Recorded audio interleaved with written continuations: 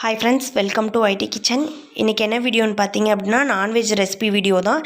2 video. First ஈரல் recipe பார்த்துடலாம். கடாயில் எண்ணெய் ஊற்றிட்டு அப்படியே ஸ்லைஸாக கட் பண்ணி வச்சுருக்க 2 பெரிய வெங்காயத்தை போட்டுடலாம். நல்லா சுருள வதங்கினதுக்கப்புறம் 2 ஸ்பூன் அளவுக்கு இஞ்சி பூண்டு பேஸ்ட்டு போட்டுக்கலாம்.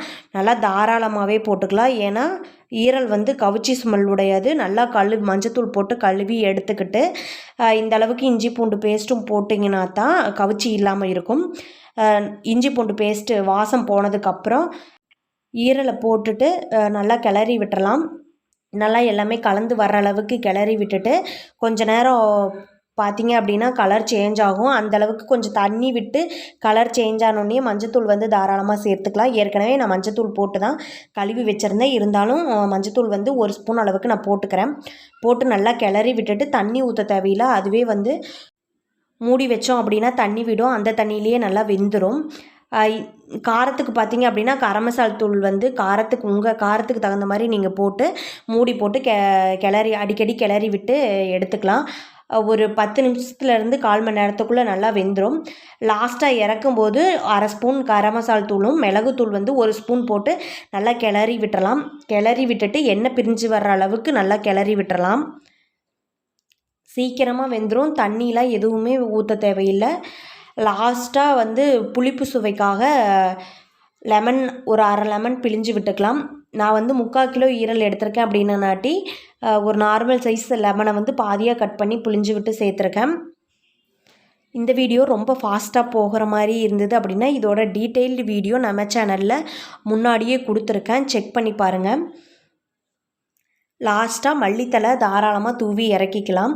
இந்த அளவுக்கு செஞ்சு வச்சிங்க அப்படின்னா ரொம்ப கவிச்சியே இருக்காது. கவிச்சி இல்லாமல் நல்லாயிருக்கும். குழந்தைங்களுக்கு லேடிஸ்க்கு எல்லாத்துக்குமே நல்லது.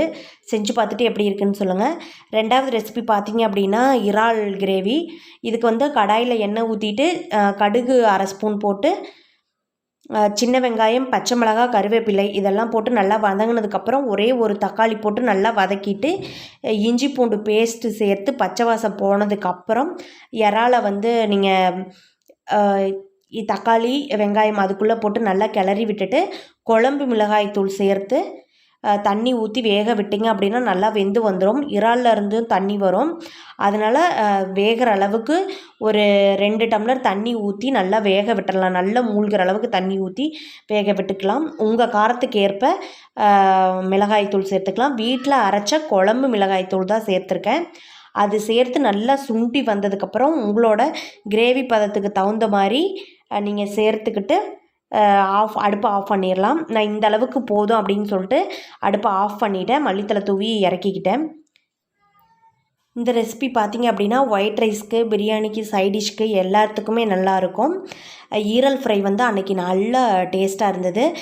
பாப்பா சாப்பிடவே மாட்டா, இருந்தாலும் பாப்பாவுக்கு ரொம்ப பிடிச்சிருந்தது. இந்த வீடியோ பிடிச்சிருந்தது அப்படின்னா லைக் பண்ணி சப்ஸ்கிரைப் பண்ணி சப்போர்ட் பண்ணுங்கள். தேங்க்யூ ஃபார் வாட்சிங். Take care. டாட்டா. பாய் பாய்.